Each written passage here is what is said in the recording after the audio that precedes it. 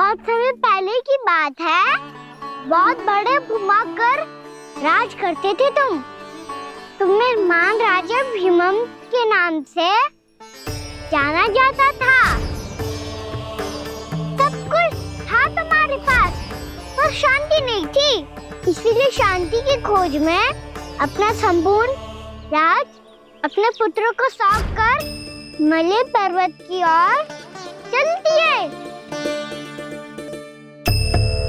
अनेक वर्षों की तपस्या के बाद तुम्हारे तप की कीर्ति चारों ओर फैलने लगी और फिर सच्चे तपस्वी के रूप में तुम्हारी ख्याति से प्रभावित होकर महर्षि उलट तुमसे भेंट करने आए। राजा भीमरथ, आपने ईश्वर की प्राप्ति के लिए सब कुछ छोड़ दिया, पर अपना अभिमान नहीं छोड़ पाए। इसीलिए मेरे आगमन पर सम्मान के साथ खड़ा होना तो दूर, मेरा अभिवादन भी नहीं किया। अभिमान तपस्वी का गुण नहीं होता है राजन, अभिमान राक्षसी गुण है। इसलिए मैं आपको श्राप देता हूँ कि आप अगले जन्म में एक राक्षस के रूप में जन्म लेंगे, एक राक्षस के रूप में जन्म लेंगे।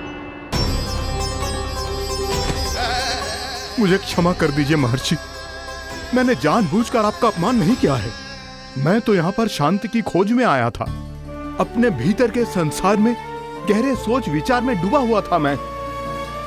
मुझे क्षमा कर दीजिए महर्षि, मुझे क्षमा कर दीजिए। अपनी भूल का आभास प्रायश्चित की ओर पहला पग होता है। मैं अपना श्राप तो वापस नहीं ले सकता, परंतु आपको एक वचन अवश्य दे सकता हूँ। जब भी प्रभु नारायण का अवतार होगा, आपको उचित समय पे वो वरदान देंगे जिसकी आप लंबे समय से प्रतीक्षा कर रहे हैं।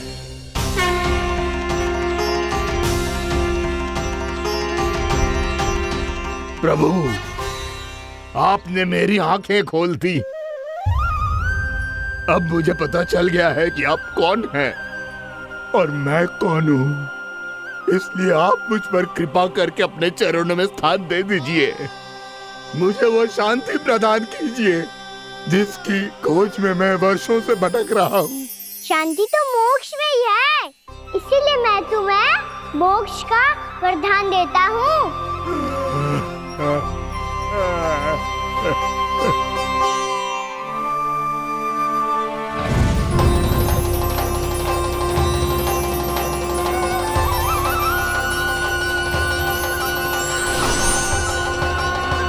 प्रभु की ये लीला सदैव स्मरण रखी जाएगी।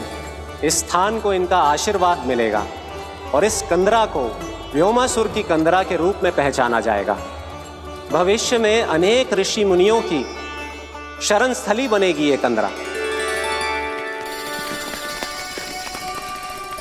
दीदी, ये कोई साधारण बालक ना है। ऐसा चमत्कार कोई साधारण बालक थोड़ी ना कर सकते हो। तुम सत्य कह रहे थे बलराम, गाना सच्ची में भगवान ही है। तभी तो सब देवता इसे बसाने और इसकी ओर से युद्ध करने आते हैं। तुम सब ऐसे आंखें फाड़ के क्यों देख रहे हो मुझे?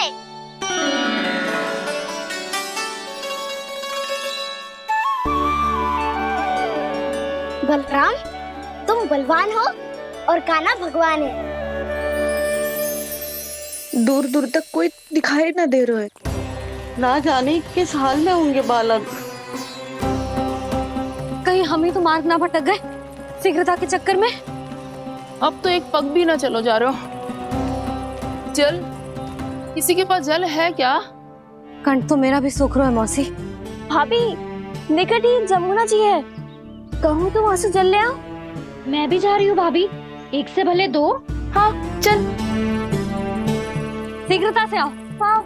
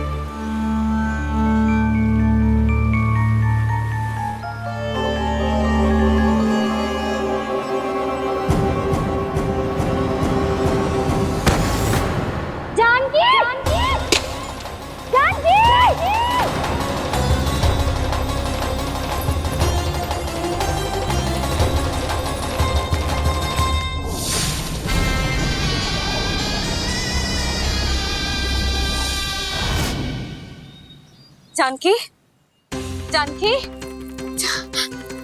क्या होगा इसे? देखो ना जी, अब छलिया की सूचना मिलते ही हम सब बालकों को ढूंढने चली गई और ढूंढते ढूंढते सबको बहुत प्यास लगी आई जी। तो जानकी जमुना जी की नदी से जल लेने गई और उसने जमुना जी का पानी पिया और उसकी जेदशा हो गई। बालक कहाँ है? वो ठीक तो है ना?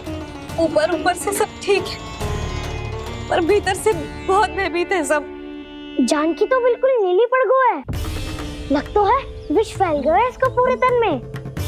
मथुरा के सौ से विदेश जी को बुलाए गए हैं उसके उपचार के लिए। जैसे ही इसने जल को मुंह से लगाया, जे गिर पड़ी। चटपटाने का अवसर भी ना मिलो। हाँ वैद्य जी, और निकटी मृत पशु भी पड़े हुए थे। हाँ, मैंने भी अस्थियां देखी थी। इसका तो यही अर्थ हो सकता है कि समस्या वहाँ के जल में ही हो। वैद्य जी, आप रोगी की नाड़ी पे ध्यान दो ना। जे गोपिया क्या कह रही है उसे सुनने की आवश्यकता ना है। जब तक विष के कारण का पता नहीं चल जाता, हम उपचार कैसे कर सकते हैं रानी जी? जी, वो निकट ही यमुना जी में एक विशेष क्षेत्र है। ये सब उसी के जल की बात कर रही है। तब तो ऐसा भी हो सकता है कि किसी विषैले सर्प के काटने का प्रभाव हो। पर सर्प के काटने का चिन्ह ना है उसके तन पे। सर्प जब काटता है तब उसके दांत के चिन्ह बन जाते हैं। मुझे पता है, बड़े बड़े सर्प को काटते हुए देखो है मैंने। एक दिन अब बस कर उज्जवल, ये बड़ी बड़ी हाँकने का समय ना है। पर यदि सर्प ने ना काटा है, फिर जानकी की ये दशा किसने की? अवश्य किसी राक्षस ने की होगी। नाना, कोई विषैला पशु भी तो हो सकता है। यह अवश्य किसी माँ विषैले सर्प के विष से हुआ है। सर्प ने भले ना काटा हो, लेकिन यह अवश्य ही किसी महाविषैले सर्प के विष के कारण हुआ है। कालिया नाग। कालिया नाग?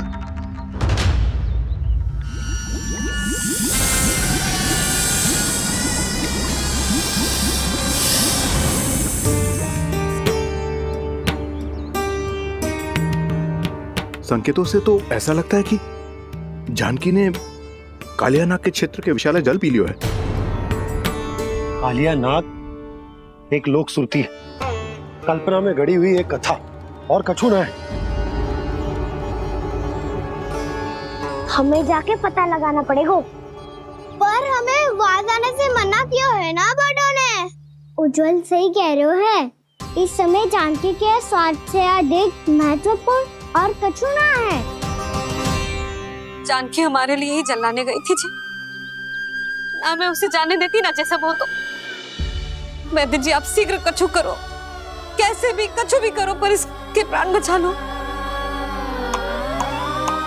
यशोदा, धैर्य रखो, श्री नारायण पर विश्वास रखो, वो सब ठीक कर देंगे।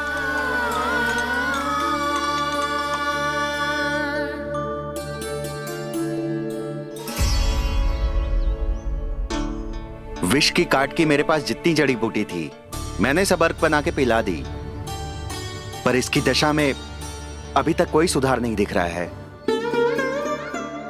यह अंतिम जड़ी बूटी है। अगर इससे भी चमत्कार नहीं हुआ तो फिर जो नारायण की इच्छा।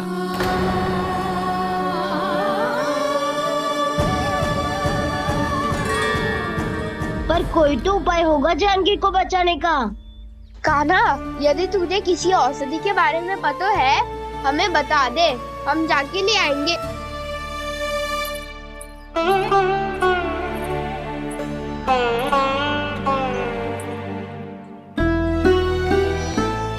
हे नारायण, हे प्रभु, मेरी जानकी के प्राण बचा ले प्रभु। या तो मैं अपने आप को कभी क्षमा न कर पाऊंगी। ये सारी मेरे ही कारण बनाई थी। उसकी रक्षा करो प्रभु, मेरी पुकार सुनो। कान्हा, तूने हमें वत्सासुर से बचाया था ना? और बकासुर से भी तो।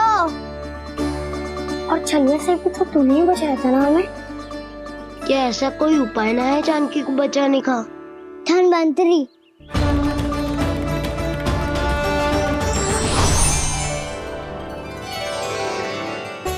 मैं आ गया हूं प्रभु, चिंता मत कीजिए, आपके आदेश का पालन अवश्य होगा। यशोदा मैया,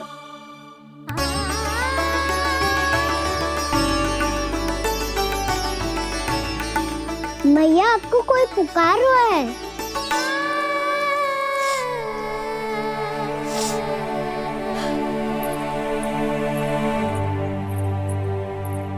चिंता मत करो मैया, अब धनवंतरी जी आ गए हैं, वो सब संभाल लेंगे। धनवंतरी जी कौन है? जिन्होंने संसार का आयुर्वेद दिया, आरोग्य के देवता, वे श्री नारायण के अवतार।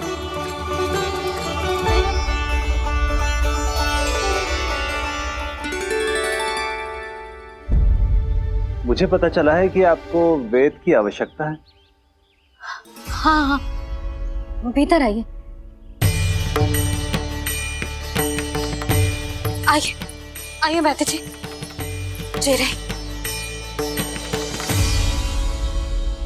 मथुरा का सर्वश्रेष्ठ वैद्य अर्थात मैं यहाँ आ चुका हूँ और रोगी को जितनी औषधि की आवश्यकता थी सब दे चुका हूँ। निश्चित रूप से आपने विष की काट के लिए बहुत ही उत्तम अर्क तैयार किया है, इसीलिए किसी और वैद्य की आवश्यकता नहीं है। किंतु आप अकेले कितना कुछ करेंगे वैद्यराज, मुझे अपना सहायक ही बना लीजिए। पर जो करना था मैं पहले ही कर चुका हूँ।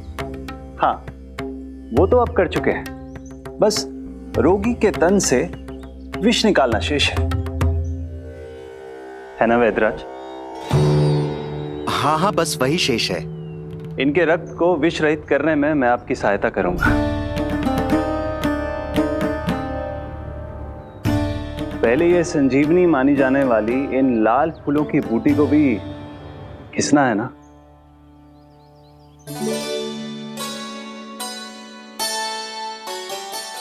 हाँ हाँ, तुम सही कह रहे हो, इसे अच्छे से घिसो।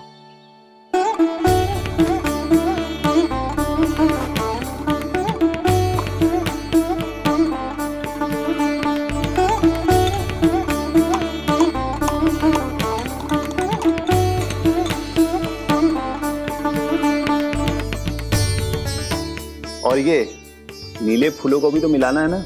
हाँ हाँ, अच्छे सहायक बन सकते हो तुम, ऐसे ही श्रम करते रहो।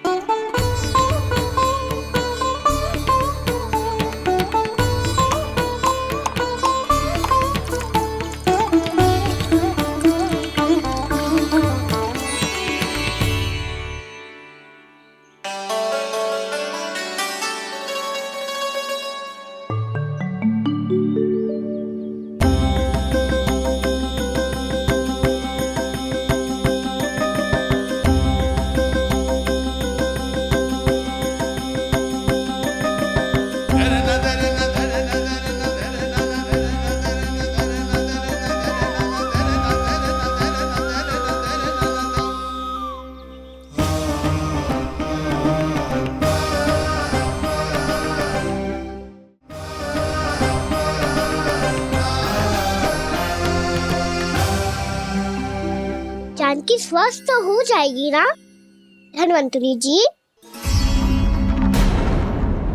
धनवंतरी?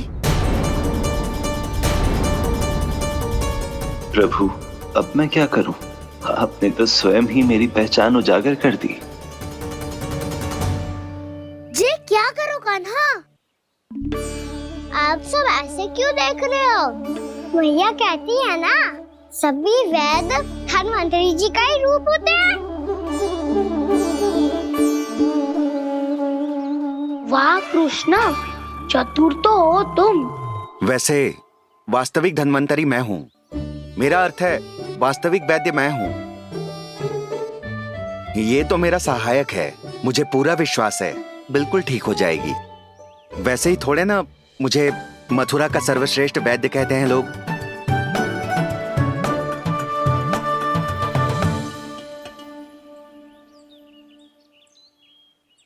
जसोदा भाभी, जशोदा जी, जानकी को चेतना आ गई। जानकी, जानकी, जानकी, तू ठीक है ना? क्षमा करना भाभी, मैं आपके लिए जल ना ला पाई। बस बहुत भूख लगी है। मैं अभी कुछ लाती हूँ। जानकी, माखन खाओगी?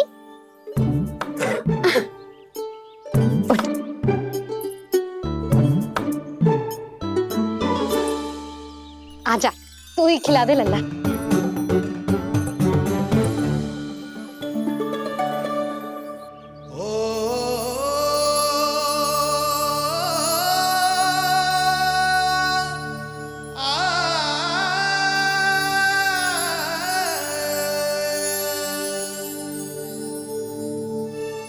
तुम सब मेरे लल्ला को माखन चोर कहती हो ना? आज देखो, अपना ही माखन जानकी को खिला रहे हो।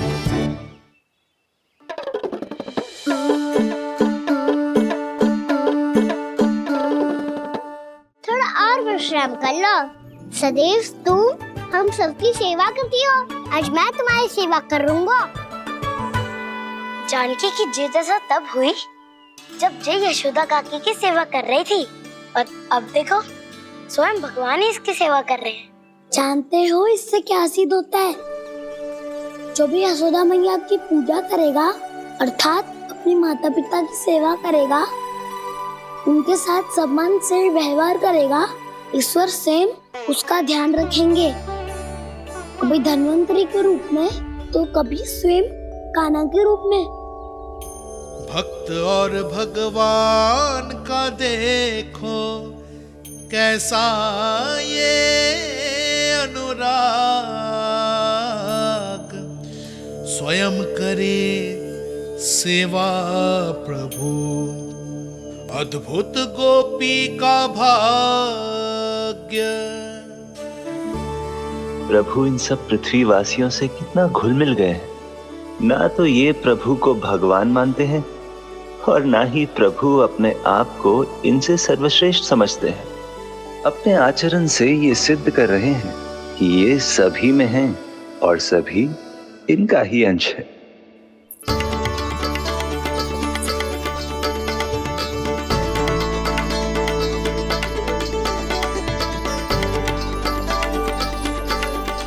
प्रभु, अब मुझे जाने की आज्ञा दीजिए।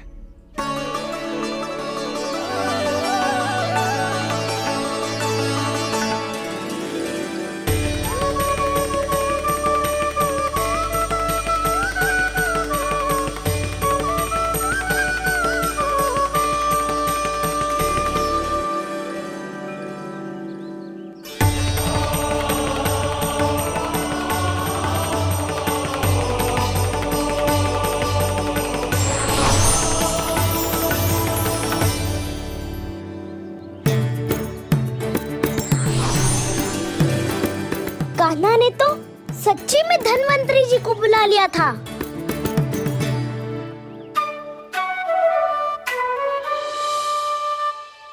जब से कान्हा का जन्म हुआ है ना, मैं तब से देख रही हूँ, तब से हम पे कोई भी संकट आती है ना, तो अचानक से कोई अपरिचित हमारी सहायता करने आ जाता है, और जाते समय कान्हा की आज्ञा लेके जाता है, और कभी कभी तो इसे प्रभु बोल के जाता है। बाबा संभालो,